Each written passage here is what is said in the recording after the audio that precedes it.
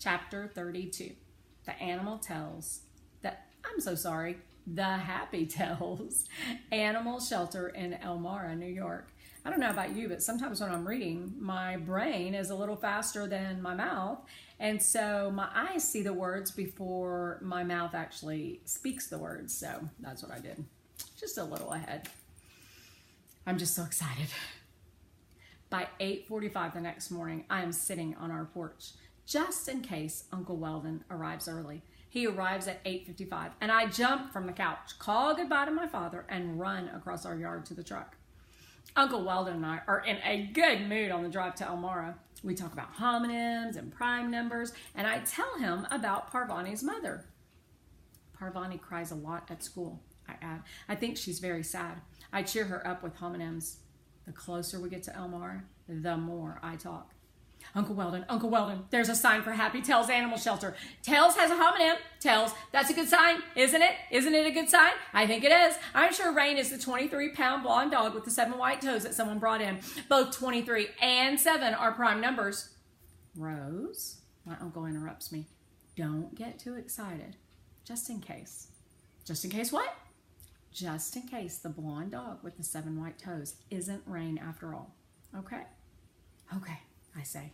But I'm bouncing up and down in my seat, feeling happy. Uncle Weldon puts on his directional, and we turn left and rumble along a dirt road. I see a sign that says, Happy Tales, just ahead.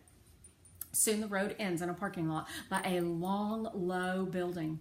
Now I see a bigger sign that says Happy Tales. Under the words are a painting of a dog and a cat curled up together, their tails entwined.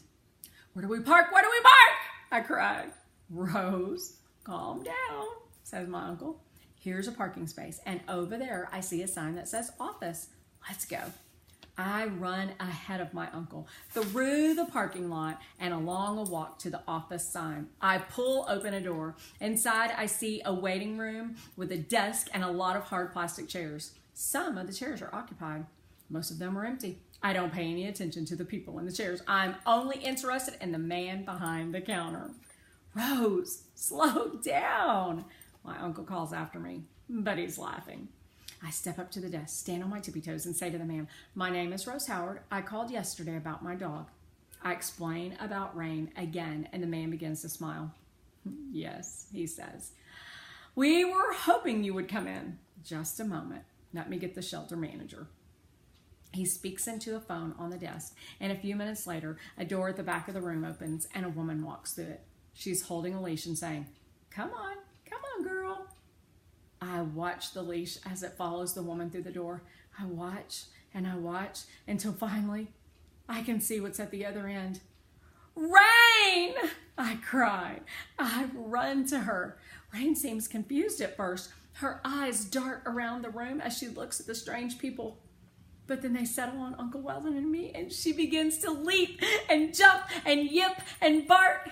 I slide onto my knees and throw my arms around Rain. She wiggles so hard that her entire body vibrates. And then she puts her front paws on my shoulders and licks my face.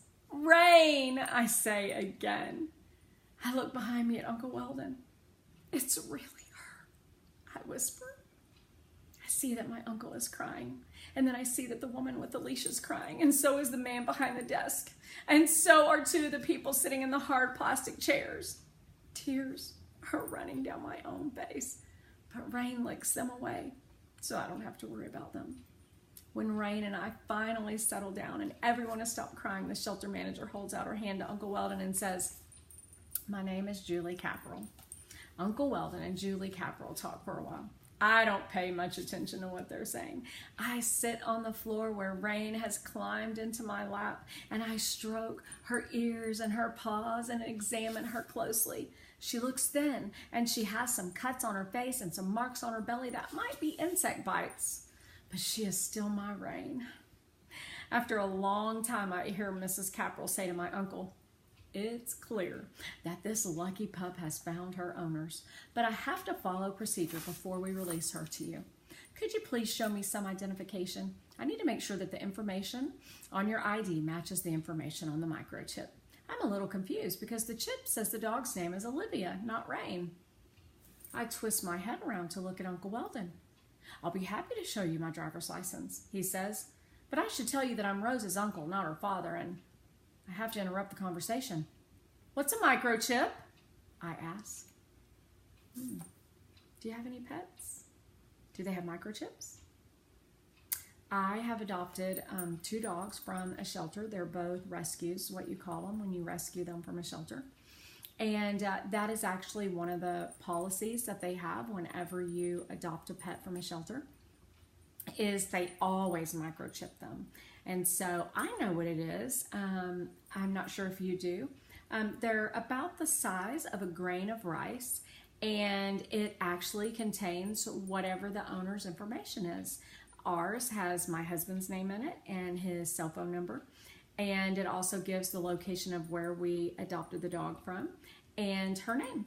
And so I'm just wondering, what's the microchip and who's Olivia?